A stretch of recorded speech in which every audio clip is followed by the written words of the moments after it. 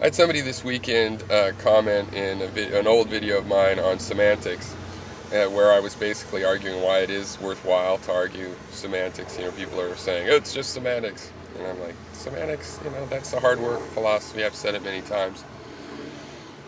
And the comment was, is this a cult? I'm like, what the fuck are you, is what a cult? I mean, listen, my philosophy is of individuality and that we should all be unique. To join a cult and be, not think for yourself and have me think for you, that couldn't work. You couldn't really have adopted my philosophy and still be letting me think for you, because that's not what my philosophy is about. And furthermore, in something like semantics, I mean, I was seeking disagreement, and this is just a guy on the net talking philosophy. I'll defend my ideas, but I don't want or expect or ever ask for any cult-like adherence, and I think that's pretty obvious. But the reason I wanted to say is because it occurred to me, it's like this is a thing about subscriptions. I don't really follow subscriptions, but I think as your subscription counts rise, people have these kinds of expectations, like, okay, the subscriptions gives you some sort of legitimacy, and therefore, what you're saying, people are feeding back, some people are agreeing, disagreeing. It's easy for people just to ignore the disagreement, ignore the fact that it's still just a conversation, and think that there's followers involved with this. And, which again is just really silly. I mean, if you make a lot of videos, day after day, you put your ideas up there, people will start to subscribe to you. They'll subscribe to you, because they're interested in the subject you're talking about. Maybe they're interested in your particular take. But, there's an element of they subscribe to you because you're there, you're reliable, you keep coming out with videos. If you keep coming out with videos, your subscribers' numbers will grow. And they just grow over time. Just make a few videos a week for a couple years and they'll grow. It's not a cult-like thing. There's no indoctrination. It's and in my case, I mean, the people that, I tend, I guess, to confuse people, and, to a certain degree, the kind of people that do come back and enjoy my videos are the kind of people that can handle that either like being confused or like messages that are not so simple that they can just be wrapped up and understood and epitomized trivially. But anyway, I thought it was kind of interesting. I did ask this guy, what he's talking about a bit. He went on a little about that my video had been like a waking life and was fine for people that didn't want something to make sense and that just wandered around and couldn't repeat itself. And it's just a funny thing because, of course, this is an issue I've repeated many times about a comment on an issue that I've repeated many times. That semantics is a worthwhile endeavor, and that we have to do semantics to do philosophy. And a lot of times, really, the whole issue is semantics. We really just need to know what each other are thinking, so we have to get the words right so we can express our difference of opinion. And, it's not a matter of winning or losing some point separate from that. It's just a matter of getting this semantics right so we know what people are saying, what people are thinking, what they're telling us that they think. But yeah, I don't know. I mean, I guess there's some issues. It's funny with this, when you have subscriptions and just people just react differently. It's like, they see some old video has 300 views and somebody with a view they disagree with, and it's not enough for them to disagree with it. It's like, oh my God, I've run into an establishment, an organization of people. It's pyrrho plus this whole network of people that are watching and commenting, and oh my God, it's a cult. In what way would that be a cult? So, anyway, I just find it funny because, to me it raises this idea of a cult of individuality.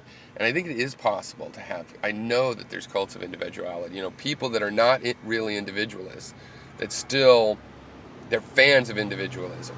They give up their individualism to some other individual.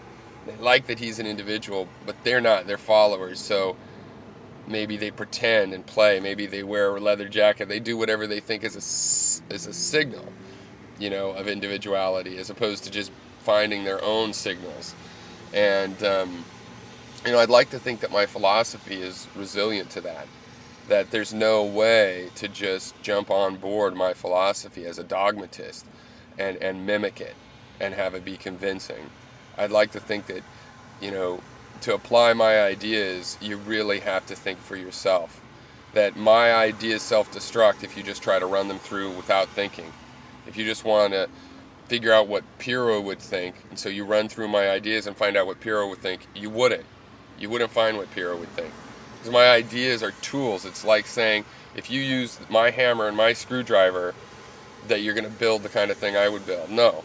That's the kind of philosophical ideas I would like to contribute, are tools that you would use to build something of your own creation. Not that you'd rebuild what I would build or want to even build the same end result, but that we would agree on the logic and various elements of how things work, because we have tools that really are general purpose tools, and they're well designed as tools, so they don't bias you into building a particular thing. There's got to be some biases. If you have hammers, then it means you're going to build something with nails and so on. So there's some of that, but we're trying to reduce that out, just like we do in a good tool set, so that there's a minimum of bias. And what bias is there, like, okay, you have a hammer, you're going to use nails, is beneficial. That the nails are also general purpose enough, that there's enough different things you can build, that there's still a general purpose set of tools. And, in that I accept that there's other ways to build tools. There's other kinds of tools, and tools are like networks of tools, so that this tool does something that kind of fits together, that they have these specializations.